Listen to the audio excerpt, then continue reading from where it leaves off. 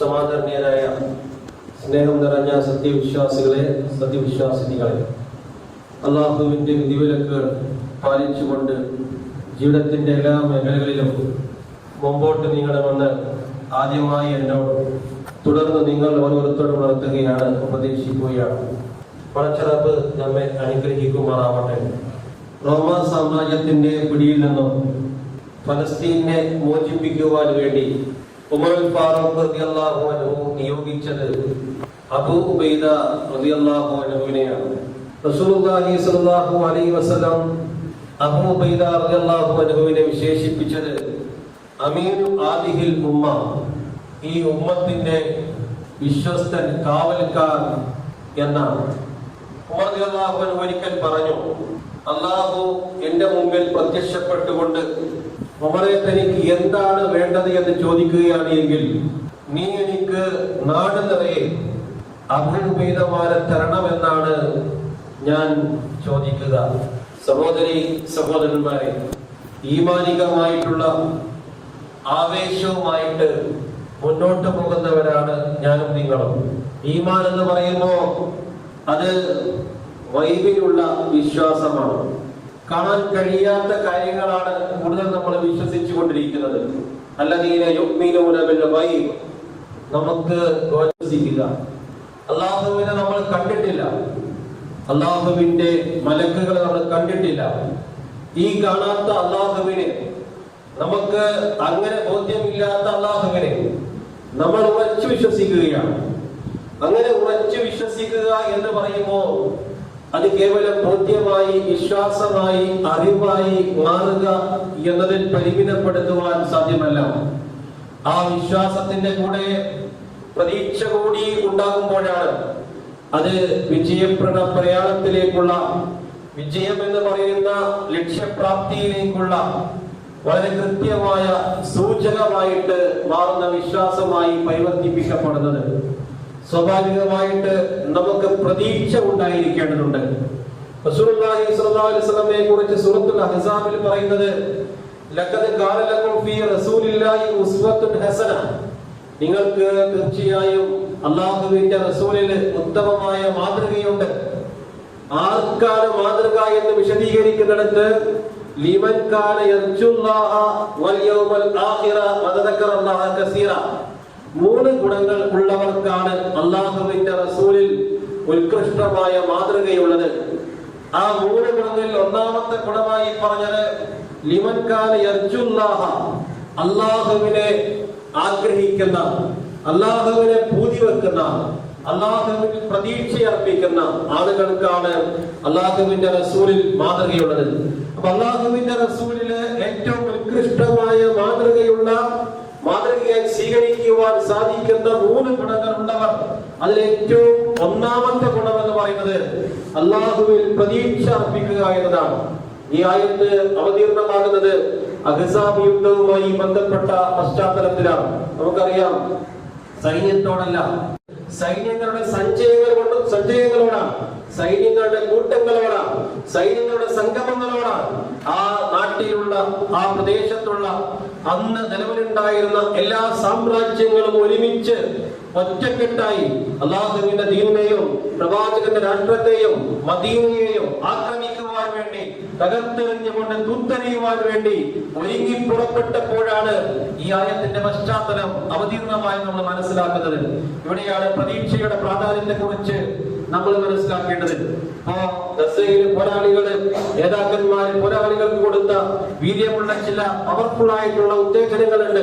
അതിൽ പ്രധാനപ്പെട്ട ഒന്നാണ് അല്ലദീന കാന ലഹും നാസു ഇന്നന്നാസ ഖദ് ജമഉ ലക്കും ഫഖ്ശൗഹും ഫദാദഹും ഈമാന വഖാലു ഹസ്ബുനല്ലാഹ് വനിഅമൽ വകീൽ. ആളുകളൊക്കെ പറയും, ജനങ്ങൾ ഒരുമിച്ച് കൂടിയിട്ടുണ്ട്, ആളുകളെല്ലാം ഒരുമിച്ച് കൂടിയിട്ടുണ്ട്, അതുകൊണ്ട് നിങ്ങൾ അവരെ ഭയപ്പെടുക. അങ്ങനെ ഭയപ്പെടുക എന്ന് പറയുമ്പോൾ ഫസാദഹും ഈമാന, ഭയപ്പെടുക എന്ന് പറയുമ്പോൾ അവരുടെ ഈമാൻ വർദ്ധിക്കുകയാണ്. വഖാലു ഹസ്ബുനല്ലാഹു വനിഅമൽ വകീൽ, നമുക്ക് അല്ലാഹ് മതി വരവേൽപ്പിക്കുവാൻ എന്ന് പറഞ്ഞുകൊണ്ട് ധൈര്യം സംഭരിക്കുന്നതാണ് വിശ്വാസിയുടെ ഗുണമായിട്ട് അല്ലാഹുവിന്റെ കിതാബ് പരിചയപ്പെടുത്തുന്നത്. അല്ലാഹുവിൽ വരവേൽപ്പിക്കുന്നുവെങ്കിൽ അത് മതി എന്നാണ് ഖുർആൻ നമ്മെ പഠിപ്പിക്കുന്നത്. യൂസുഫ് നബി അലൈഹി സ്വലാത്തു അലൈഹിസ്സലാമിന്റെ ചരിത്രം വായിക്കുമ്പോൾ അവിടെ വളരെ കൃത്യമായി പറയുന്നുണ്ട്, വളരെ കൃത്യമായി അവരെ കുതന്ത്രങ്ങൾ നിറഞ്ഞുകൊണ്ടിരിക്കുമ്പോ അള്ളാഹുവിന് അനുകൂലമായി തന്ത്രങ്ങൾ ആവിഷ്കരിച്ചുകൊണ്ടിരിക്കുകയാണ്. അത്രമാത്രം മനോഹരമായിട്ടുള്ള ഒരു നാടകീയമായുള്ള ജീവിതമാണ് യൂസുഫ് നബി അലൈഹിസ്സലാമിന്റെ ചരിത്രം പഠിക്കുമ്പോൾ നമുക്ക് വായിക്കുവാൻ സാധിക്കുക. അതോടൊപ്പം തന്നെ നമുക്ക് വായിക്കുവാൻ സാധിക്കും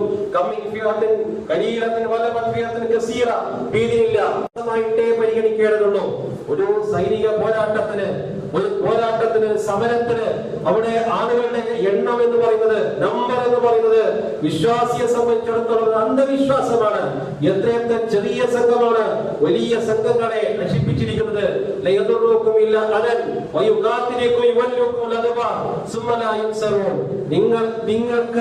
നിങ്ങളെ അവർക്കൊന്നും ചെയ്യാൻ സാധ്യമല്ല. അവർ നിങ്ങളോട് പൊരുതുന്നുവെങ്കിൽ അവർ പിന്തിരിഞ്ഞ അല്പസമയത്തിനകം ഓടുമെന്നാണ്. ഗസയിലെ കുടുംബം നഷ്ടപ്പെട്ട, എല്ലാം നഷ്ടപ്പെട്ട ഒരു വയോധികൻ പറയുകയാണ്, ഞാൻ അഭിമാനിക്കുകയാണ്, ഞാൻ പ്രൗഢി കാണിക്കുകയാണ്, ഞാൻ ഗസക്കാരൻ എന്ന് പറയുന്നത്. അവിടെയുള്ള വയോധികരും അതുപോലെ തന്നെ വൃദ്ധകളും അതോടൊപ്പം തന്നെ കുട്ടികളും എല്ലാവർക്കും പറയാനുള്ളത് ഇതേ മറുപടിയായിരുന്നു. കാര്യങ്ങളുടെ പ്ലാന്, കാര്യങ്ങളുടെ ഇംപ്ലിമെന്റേഷൻ, ആസൂത്രണം എന്ന് പറഞ്ഞാൽ നമ്മുടെ കാര്യങ്ങളിലല്ല. നമ്മൾ പലതും പ്ലാൻ ചെയ്യും, ആസൂത്രണം ചെയ്യും. ഈ ഭൂമിയിൽ എങ്ങനെയൊക്കെ വിലസനം ജീവിക്കാൻ തീരുമാനിക്കുന്നത് അല്ലാഹുവാണ്. ഒന്നുമല്ലാതെ ചെറിയൊരു വിത്ത്, ആ വിത്തിനെ വൻ വൃക്ഷമാക്കി മാറ്റുന്ന അല്ലാഹുവിന്റെ കഴിവാണ്. ആ വൻ വൃക്ഷം എന്ന് വിചാരിക്കുന്ന നമ്മളും മനസ്സിലാക്കുക.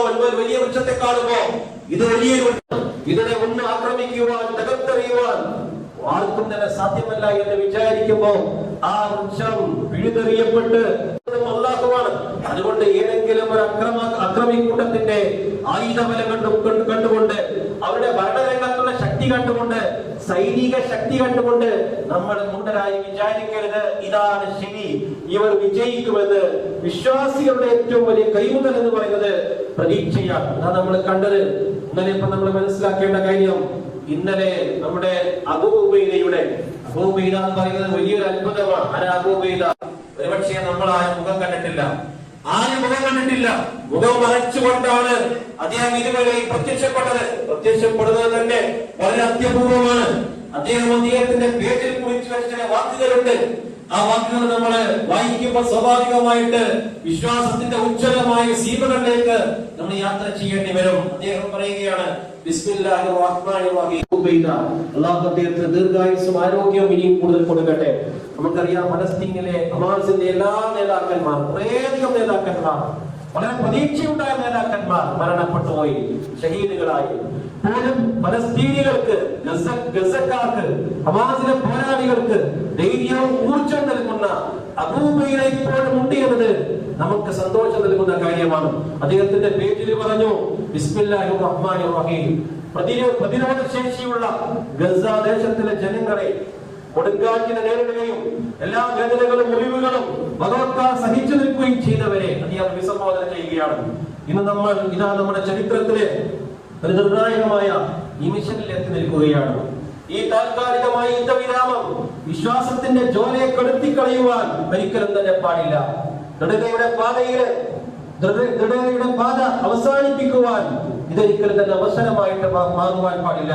പകരം അത് നമുക്ക് ശ്വാസം വിടാനുള്ള അല്പം വിശ്രമത്തിന്റെ അല്പം ഒരു അവസരം മാത്രമാണ്. അതോടൊപ്പം തന്നെ മറക്കാനാവാത്ത രക്തവും ത്യാഗങ്ങളും കൊണ്ട് നമ്മൾ ആരംഭിച്ച ആ പാതയുടെ ആ ത്യാഗോച്ചരമായ യാത്രയെ ഒരിക്കലും തന്നെ വിസ്മരിക്കാതെ, കൈവിടാതെ മുന്നോട്ട് പോവുക. ഇപ്പോ നമ്മുടെ ഇച്ഛയെ തകർക്കുവാൻ അവർ ശ്രമിച്ചു. പക്ഷേ നമ്മൾ കൂടുതൽ ശക്തരായി. നമ്മുടെ വെളിച്ചത്തെ കടത്തുവാൻ അവർ ശ്രമിച്ചു. നമ്മുടെ ഹൃദയങ്ങളിൽ ആ വെളിച്ചം ജ്വാലയായി കത്തിജ്വലിക്കുകയായിരുന്നു. നമ്മളറിയാം, അന്തസ്സ അളക്കുന്നത് തോക്കുകളുടെ എണ്ണം പരിഗണിച്ചുകൊണ്ടല്ല, ആശ്രയിച്ചുകൊണ്ടല്ല. മനസ്സിന്റെ ദൃഢത, പ്രതിജ്ഞകളുടെ പാലനം, അതോടൊപ്പം തന്നെ ലക്ഷ്യത്തിന്റെ വിശുദ്ധി, പ്രതീക്ഷയുടെ കരുത്ത്, അതാണ് നമ്മുടെ അന്തസ്സ് അളക്കുന്നത്. അതുകൊണ്ട് നിങ്ങൾ മനസ്സിലാക്കേണ്ട പ്രധാനപ്പെട്ട സംഗതി, ഇതൊരു യുദ്ധത്തിന്റെ പര്യാവസാനമല്ല. ഇത് മറ്റൊരു യുദ്ധത്തിന്റെ ആരംഭം കുറിക്കുകയാണ്. അവബോധത്തിന്റെ പോരാട്ടം, നിർമ്മാണത്തിന്റെ പോരാട്ടം, മനഃസ്ഥാപനത്തിന്റെ പോരാട്ടം. നമ്മെ നശിപ്പിച്ചത് നാം വീണ്ടെടുക്കും, വീടറിയപ്പെട്ടത് നാം നനച്ചു വളർത്തിയുണ്ടാക്കും. നമ്മുടെ ഹൃദയങ്ങളിൽ ഒരിക്കലും തന്നെ നിരാശ കയറുവാൻ പാടില്ല. കാരണം വിജയത്തിലേക്കുള്ള പാത റോസാപ്പൂക്കൾ വിരിക്കപ്പെട്ട പരവതാനിയല്ല എന്ന് നമുക്കറിയാം. ഊർജ്ജസ്വലനായിട്ടുള്ള അബൂ ഉബൈദ പറയുകയാണ്, വീണ്ടും അദ്ദേഹം തുടരുകയാണ്, ഗസയുടെ വീരന്മാരെ, യുദ്ധവിരാമം എന്നാൽ പിൻവാങ്ങൽ എന്ന് ഒരിക്കലും തന്നെ നിങ്ങൾ അർത്ഥം കൊടുക്കരുത്. നമ്മുടെ ഐക്യം പുതുക്കുവാനും പുതിയ തീരുമാനങ്ങൾ എടുത്തുകൊണ്ട് വരാനിരിക്കുന്ന അതിസങ്കീർണമായ അവസരങ്ങളിലേക്കുള്ള തയ്യാറെടുപ്പുകൾ നടത്തുവാനുമുള്ള അവസരമാണ് നമുക്കിത്.